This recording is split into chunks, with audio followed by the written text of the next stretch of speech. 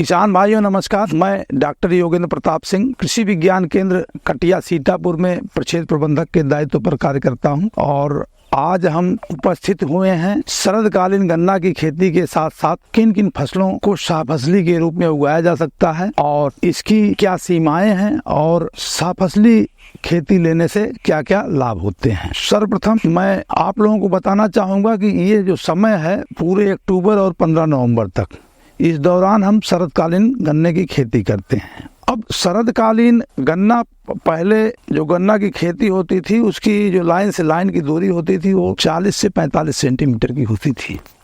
उस समय भी शाफसली खेती ली जाती थी, लेकिन उसमें मुख्य रूप से केवल सरसों की बात होती थी। अब गन्ना ट्रेंच विधि से बोया जाता है।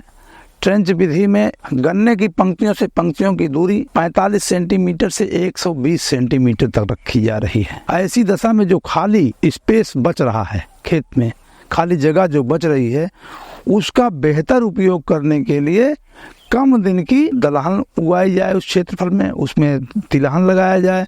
सब्जियां जो कम दिन की हैं, जो आपकी फरवरी तक खत्म होने वाली हैं, क्योंकि गन्ना शुरुआत दौर में केवल वो जम करके ठंडी भर बिना विकास किए पड़ा रहता है। उस समय तक उसकी हाइट बहुत कम होती है, ऊंचाई बहुत कम होती है। तो साथ में जो शाफसली लेते हैं उस पर भी गन्ने का कोई निगेटिव इफेक्ट नहीं आता है और उन शाफसली का गन्ने के ऊपर कोई निगेटिव इफेक्ट नहीं जाता है। तो जो सबसे जो पॉपुलर कॉम्बिनेशन होता है वो गन्ना प्लस सरसों, गन्ना प्लस मसूर, गन्ना प्लस मूली, गन्ना प्लस आलू, गन्ना प्लस पालक, गन्ना प्लस भिंडी। जो भी रबी की फसलें इस समय शरदकालीन गन्ना की बुआई हो रही है, जो भी फसलें रबी सीजन में सब्जियां हैं उनको हम आमतौर पर बोते हैं, उनको सबको गन्ना के साथ बो सकते हैं। केवल अभी मैं बात किया था कि हम इनकी सीमाओं पर भी चर्चा करेंगे, क्या क्या जो है अवरोध हैं शाफसली में।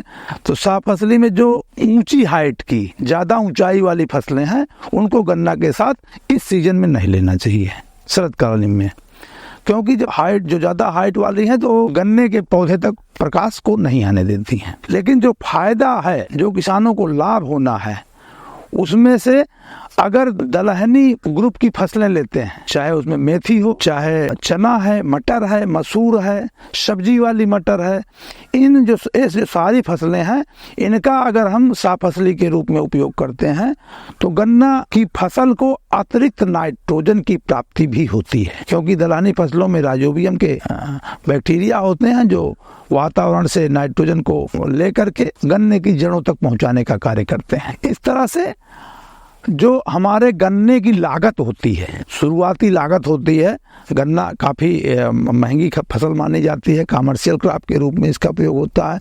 तो जब हम शाफसली खेती करते हैं तो जो साथ वाली फसल होती है वो गन्ना की जो लागत है उसका लगभग पूरा का पूरा शाफसली वाली फसल से ही रिटर्न आ जाता है। तो आपकी फिर गन्ना की फसल फ्री हो जाती है। इसको फिर मान लिया जाता है कि हमारे गन्ना की फसल में कोई भी लागत नहीं लगी है। तो किसान भाइयों से मेरा निवेदन है, मेरा अनुरोध है कि इस समय अगर आप गन्ना की खेती करने जा रहे हैं शरदकालीन में, तो आप रबी की जो भी दलहनी है, तिलहनी है या रबी की सब्जियां हैं, उनको गन्ना के साथ उगाएं। और यदि बसंतकालीन गन्ना की खेती करने जा रहे हैं तो उस समय की जो बसंतकालीन फसलें हैं, उड़द है, मूंग है, मूली है, मूंगफली, इन चीजों का आप अपने गन्ना की फसल में समावेश कर सकते हैं। जब आप गन्ना के साथ शाफसल करते हैं तो काफी हद तक आपको सहूलियत होती है। शाफसली खेतियों जो फसलें हैं उनकी जब आप केयर करते हैं, उन पे फंजीसाइड का प्रयोग कर रहे हैं या कीटनाशी का प्रयोग कर रहे हैं, तो वो फिर आपके उसका लाभ गन्ने की मुख्य फसल को भी मिलता है। तो हम पुनः निवेदन करेंगे कि सिर्फ गन्ने की खेती सोलो क्रॉप ना करके आप लोग शाफसली के रूप में कोई ना कोई फसल अवश्य उगाएं। देखिए, जब गन्ना की फसल आप करने जा रहे हैं तो उसमें आप जो भी फर्टिलाइजर का प्रयोग कर रहे हैं, उसी फर्टिलाइजर में, उसी उर्वरक में, उसी खेत की तैयारी में केवल शाफसली जो फसल है आपका केवल उसका बीज या उसका प्लांटिंग मटेरियल ही आपको एक्स्ट्रा लगाना होता है और पैदावार भरपूर मिलती है, क्योंकि गन्ना की फसल को हम काफी ज्यादा न्यूट्रिएंट देते हैं। तो आपके खेत में न्यूट्रिएंट भरा पड़ा होता है और उसका उपयोग करने के लिए आपने साफ फसली का भी प्रयोग कर लिया।